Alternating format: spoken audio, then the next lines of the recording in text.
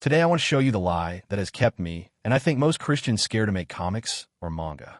Then I'll show you something one of the most popular and influential mangaka of all time said that completely changed how I think about failure. And finally, together we'll make an intentionally bad comic so you can see why bad comics are actually the beginning of good ones. When I worked in animation, one thing I learned is that nobody expects the first version of a shot you animated to be perfect. Everything you do gets notes. Every shot gets revised. It made me realize real fast that this is how good work gets made, and spending tons of time on a single shot to make it perfect was a colossal waste of time, especially when you're expected to get hundreds of frames animated per week. Failure is part of the process. The sooner you get the shot in, the faster you learn, the faster you improve. This applies to comics and manga too, and I forgot this. Maybe you're like me.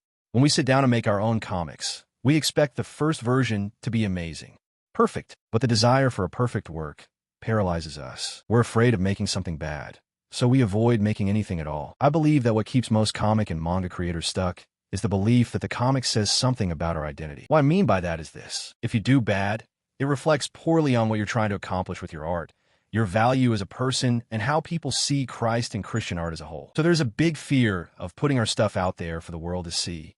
However, the reality is that the only way to get better at making comics is by making comics. So the biggest risk isn't making a bad comic. The biggest risk is spending years protecting the perfect comic or manga in your head until it never gets made at all. As I was reading Akira Toriyama's Manga Theater, Mr. Toriyama shared this about his journey as a professional mangaka. He said this: "Sometime after Wonder Island, and Wonder Island 2 was published in a Shonen Jump bonus issue. I always planned on quitting manga after getting paid, but my stubbornness wouldn't let me. And so for about a year I just kept drawing one failed story after another, about 500 or so. During this year, one of my works, Today's Highlight Island, was published in another bonus issue of Jump, but it failed to catch anyone's attention. Even so, I wasn't discouraged, and I learned quite a lot that year while having some fun. After that, Mr. Torishima told me to draw a manga with a female lead, and I did, with hesitation. The result, Tomato the Cutesy Gumshoe, seemed to catch some attention. This encouraged me, so I tried making another manga with a female lead, and that became Dr. Slump. This became my favorite manga in the entire anthology. It helps me to remember that authors that I'm inspired by, like Akira Toriyama, are people and not the art gods I've been tempted so many times to see them as. They try and fail, improve, and grow at their craft just like everyone else. Most people are terrified of making one bad comic. Mr. Toriyama casually mentions making roughly 500 failed stories before success. Did he actually make 500 comics in a year? I don't know. It might be a crazy exaggeration, but the lesson is this: Mr. Toriyama didn't quit when a story failed. He took each failure as an opportunity to learn something that would make the next manga better.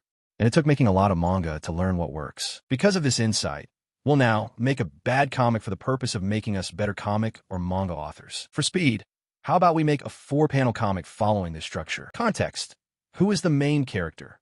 Where are they and what are they up to? Goal: what is the MC trying to achieve? Conflict: what's standing in his or her way of achieving that goal? Resolution: does the MC succeed or fail in achieving their goal? I'll walk through the process for mine. From beginning to end, it took me maybe 30 to 40 minutes to finish. How I like to start is by thinking about what I want to say to the reader and create a story that illustrates the point. For quickness, I just use a proverb. Proverbs is a great resource for this if you don't have an idea of your own already. The life lessons are universal, so it'll resonate with everyone. And even though they're mostly quick sayings, a proverb naturally lends to a clear narrative to follow. Next, I quickly wrote a script. My superhero sees bad guys up to no good.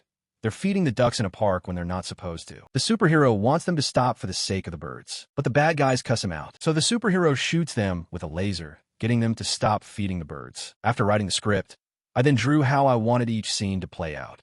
Because there's only 4 panels for each story beat, this was easy enough since I'm not caring about making pretty drawings.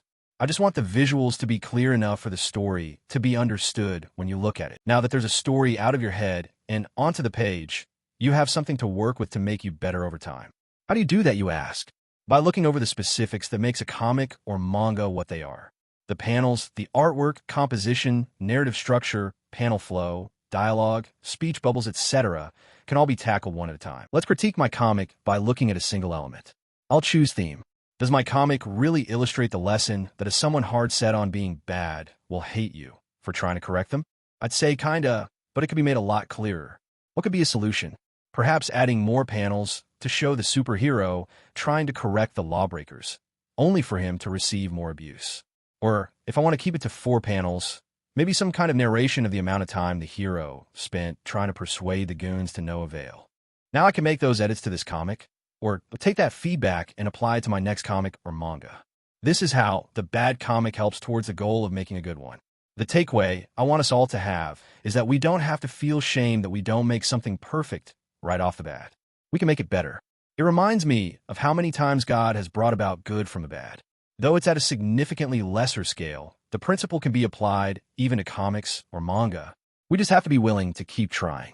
What's best is getting someone to read your comic or manga and ask them for that feedback. Ideally, your target reader.